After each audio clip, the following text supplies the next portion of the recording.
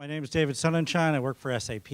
I've been working with the folks from Startup Focus for years. SAP IoT Startup Accelerator is a group of folks around the world that engage with startup companies doing innovation around the enterprise and industrial Internet of Things. So that's our focus. And so this opportunity to talk to you about AI, I'm definitely taking an IoT-centric view of AI and what it means. And I have a short time, and I know we're already over. So I'm going to kind of move through quickly, skip some cool videos and stuff like that, and just try to talk about a few topics that I think are pretty important. So in terms of where AI or machine learning fits into IoT, some of the questions that I've asked and I've been asked over the last 18 months about machine learning when it comes to IoT is, what are the real use cases? Where does it fit? Where does it, where is it going? And actually, as long as you define AI and machine learning pretty broadly, there are lots of really good use cases, and it is a very complementary element to industrial IoT. So an obvious one is around manufacturing, which is basically looking at predictive maintenance and predictive failure, quality control, things like that. So a lot of the deep learning around computer vision and things like that apply directly to the IoT world. And from that perspective, I would say that's the best fit. If you want to think about it from a natural resources or oil and gas point of view, think about the fact that natural resources, oil and gas in general, is actually a very sparse data set. You actually generally have very little data by which to make pretty expensive or pretty important decisions. And so looking at a set of metrics and a sparse set of data and being able to sort of zero in on the most likely outcome. And again, things like computer vision and all of that, because these are the physical world, you can get a lot of benefit from applying AI in that perspective. Robotics and automation is also an extension of, and actually a very important one for us in terms of IoT, which really comes down to the traditional robotics, the robotics that have been around for a long time, the big machines that are, building cars and on the line. That's not really what we're talking about. There's a new generation of robotics. You can think of it as service robotics or collaborative robotics. These are robotics that work in and around people. And so if you're going to have a robot work in and around people, you want to not kill those people. You don't want to run into those people. If you hit them, you don't want to hurt them. And so AI plays a pretty big role there in terms of actively assessing your surroundings in a way, and when I say your surroundings, the robot's surroundings, and finding people walking by, equipment moving through an area. So it's a pretty good use of the technology, and it's a required use of the technology. I have a few deeper examples. One that maybe isn't as obvious anyway is we look at it at SAP. We're big on the supply chain, right? We are managing the supply chain, the digital supply chain, the extended supply chain. We own Ariba, so we have that whole aspect, the network. So from an AI point of view or from a machine learning point of view, we're seeing more and more solutions about tracking items through the supply chain, but I would say more importantly, identifying risk of failure to deliver. Now, not physically, I mean, in some cases it could physically be a failure to deliver, but failing to deliver something because it's delivered, but it's damaged. And so now putting accelerometers in containers and putting temperature and humidity sensors in things, you have the opportunity while goods are in transit to actually request the replacement goods and cancel the orders or ship the orders to other locations. So there's a lot of good scenarios there. I wanted to talk about two things. One is that on the IoT side, we recently, in February, announced something called SAP Leonardo, which is the big overarching name for our IoT platform. There are elements of it. There's our IoT applications, which is what SAP is doing around things like asset intelligence network, connected supply chain, vehicle network, things like that. So we're doing a lot of things there. But in terms of as a startup or as a potential consumer or user of IoT technology, Leonardo provides a set of tools. It provides access to our SAP cloud. There's a lot of different ways that, similar to the way in the past we helped companies like Quantipply and Michael Zeller's company who did the keynote at the beginning, we've made these technologies available to support startups who want to bring innovation in and around IoT and in and around AI and machine learning.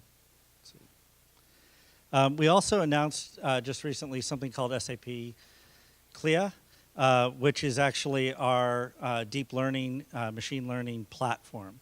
And as Michael said right at the kickoff of the event, you need to have an infrastructure for doing the training, you need an infrastructure for data scientists to work with, and you need a runtime environment so that you can create applications that leverage machine learning and AI. So Clea is SAP's platform for that. It uses a combination of a lot of good open source technology, but also technology that that we believe will shorten the cycle of leveraging key algorithms in machine learning. So SAP Clea, SAP Leonardo, IoT and machine learning and AI. So why is AI or machine learning so important to industrial IoT?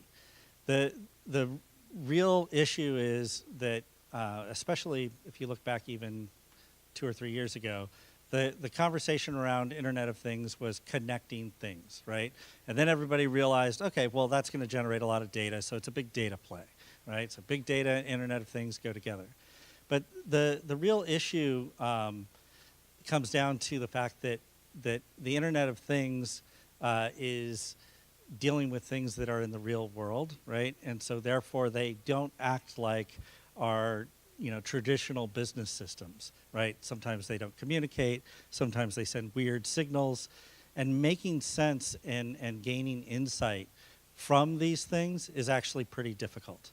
And I say that being a complete fan of the Internet of Things and the opportunity that it generates in business, but it's not trivial, right? And so just this little map up here is a good example. Someone says, okay, well, I've got 30 facilities that I'm monitoring. Tell me which ones, I'm putting sensors out on machines. Tell me which ones I need to worry about. Okay, well, as a human being, let's say you're, let's use, this is I think 30 locations. Let's call it 1,000 monitored machines. And every 5 minutes they're sending information about how they're doing. As a human being, you cannot look at that data set and go, oh, yeah, look, it looks like this one's getting hot and this one's using too much energy, right? So you need something that actually goes through that kind of messy data and elevates a set of insights about that data, which, again, we would have normally said, analytics or whatever, but this is real time. This is ongoing, right? Time as time moves on. So how do you end up with 2 red dots and 3 orange dots on there and everything else? That's one aspect of how machine learning is applied. You have to look for these patterns. You have to look for derived signals that are meaningful and then retrain the models and educate the system on, was that really an important signal or not, right?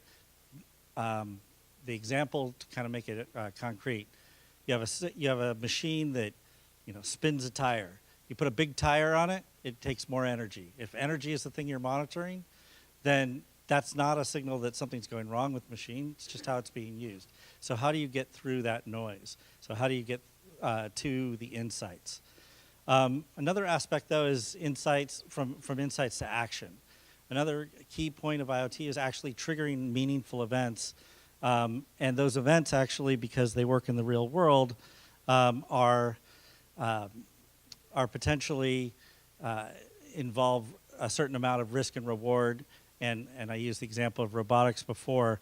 I'm not sure if I had a decent video on this, but one of our startups called Fetch Robotics builds a collaborative robot that moves through the warehouse. And it moves through a normal warehouse, not some robotic, clean room kind of warehouse. It goes through any normal warehouse. And it communicates with the SAP system, and it gets tasks, and it does that kind of thing. But the part from an AI perspective that is important is that Fetch Robotics, what they have is a set of sensors that are continuously monitoring their surroundings. And as these two people walk by looking at the paperwork here, the Fetch robot is behind them, and it comes to a clean stop, right? It detects them, it stops. There's actually a forklift coming up behind it. It needs to actually avoid. The forklift may not see the robot, so the robot has to see the forklift. And by the way, the guy driving the forklift doesn't care about the robot, is the other thing. People are mean to robots, it turns out.